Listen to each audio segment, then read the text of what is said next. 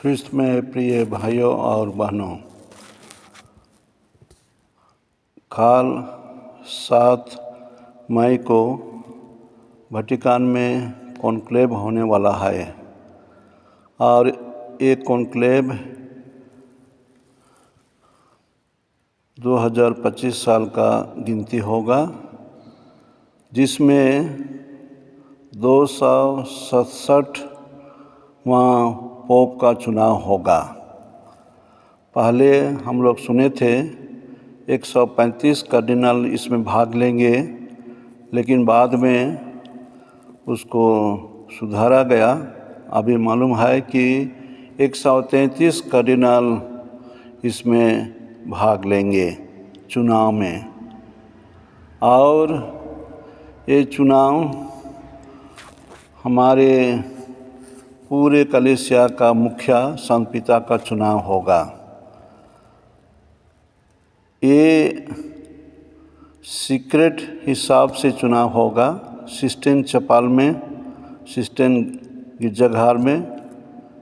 और ये बहुत ऐतिहासिक चैपल है जहाँ बहुत सारे कॉन्क्लेव पहले से हुआ है। कॉन्क्लेव के पहले जो कार्डिनल लोग चुनाव में बैठेंगे, उनका जनरल कांग्रीगेशंस कितना बार हो चुका है और वे अभी उनको अवगत है कि वे कैसे चुनेंगे और उनका क्या कदम रहेगा।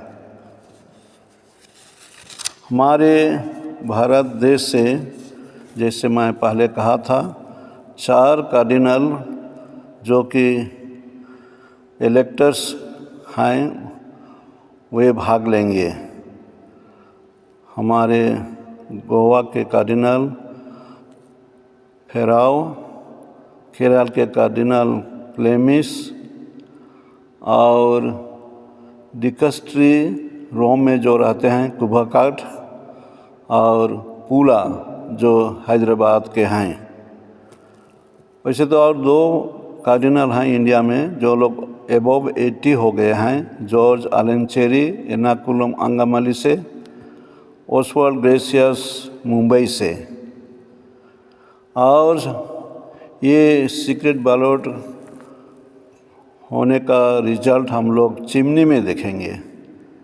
जब पोप का चुनाव नहीं हुआ है तो चिमनी से काले धुआं निकाला जाएगा, और जब चिमनी से सफ़ेद धुआं निकलेगा तो वो सिग्नल है कि पोप का चुनाव हो गया है। पोप का चुनाव के बाद में नया पोप को समय दिया जाता है उनका नया नाम चुनने के लिए। वे अपने नीति अनुसार, अपने सोच अनुसार अपना नाम बदल सकते हैं। और पेपल पैलेस का बालकोनी में, जहां संत पापा लोग पब्लिक को दिखाई देते हैं, वहां सबसे सीनियर मोस्ट कार्डिनल आएंगे और वे घोषणा करेंगे लाटिन में हाबेमुस पापम, अर्थात हम लोगों के लिए संत पापा मिल गया है। और कुछ समय के बाद में नया संत पापा बालकोनी में आएंगे और लोगों को दर्शन देंगे और बहुत उत्साह से लोग उनको वेलकम करेंगे, सुस्वागत करेंगे। और संत पापा, जो नया संत पापा हैं, वे रोम शहर और पूरे दुनिया को आशीर्वाद देंगे। इस आशीर्वाद को लाटिन में उर्बी एट ऑर्बिट कहा गया है, अर्थात शहर के लिए और पूरे दुनिया के लिए आशीष। जो कार्डिनल लोग इस कॉन्क्लेव में रहेंगे, उनको जनरल कांग्रीगेशन में हमारे सार्वजनिक कलीसिया के बारे और भविष्य में लीडरशिप कैसे होना चाहिए उसके बारे उनका मीटिंग हो चुका है, उनको जानकारी दिया गया है और बहुत लोगों का आशा है कि जो संत पापा चुने जाएंगे वे संत पापा फ्रांसिस जैसा a shepherd close to the people होंगे। और जो लोग कॉन्क्लेव में बैठेंगे उनको भी कौन कौन एरिया में कलीसिया को ध्यान देना चाहिए उसको भी कहेंगे। वे बात विचार किए हैं, जैसे विश्वास को कैसे बढ़ावा देना चाहिए, transmitting the faith, migration, synodality, unity of the church, इस सब के बारे में उनको जानकारी दिया गया है। अभी हम लोग यूट्यूब में बहुत सारे एक्सपेक्टेशन देख रहे हैं। कोई कह रहे हैं पोप को लिबरल होना चाहिए, कोई कह रहे हैं पोप को कंजर्वेटिव होना चाहिए, और कोई किसी का आशा है पोप को एशिया से होना चाहिए, कोई कह रहे हैं पोप को अफ्रीका से आना चाहिए, और कोई कह रहे हैं पोप को लैटिन अमेरिका से आना चाहिए। ऐसी बातें हम लोग देखते आ रहे हैं।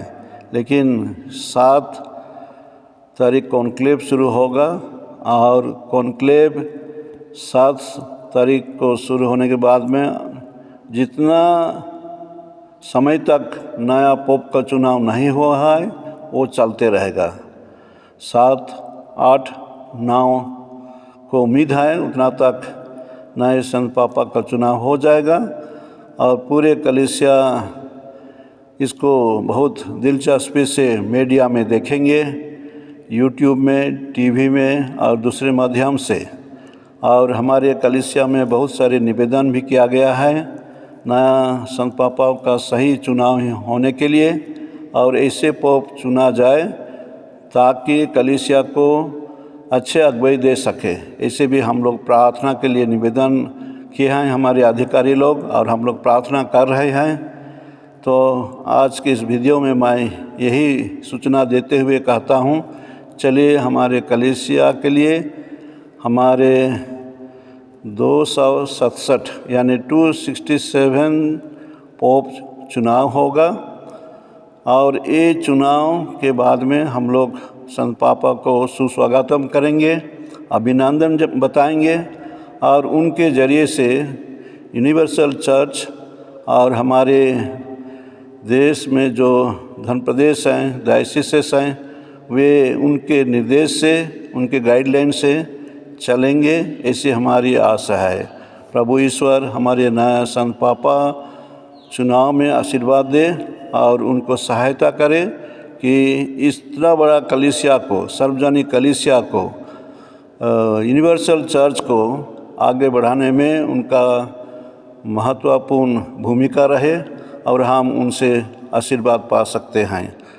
मैं सोचता हूँ इस वीडियो आप लोगों को नया संत पापा चुनाव का जो कॉन्क्लेव होगा, कॉन्क्लेव 2025, इसको आप लोग समझ सकेंगे और इससे कुछ हम लोग सीख सकेंगे हमारे कलीसिया के लिए और हम भी अपने अपने स्थान में ऐसी बातें सोचेंगे जो हमारे कलीसिया के लिए लाभदायक हो। हमारे कलीसियाई जीवन में हम लोग इससे लाभान्वित होंगे।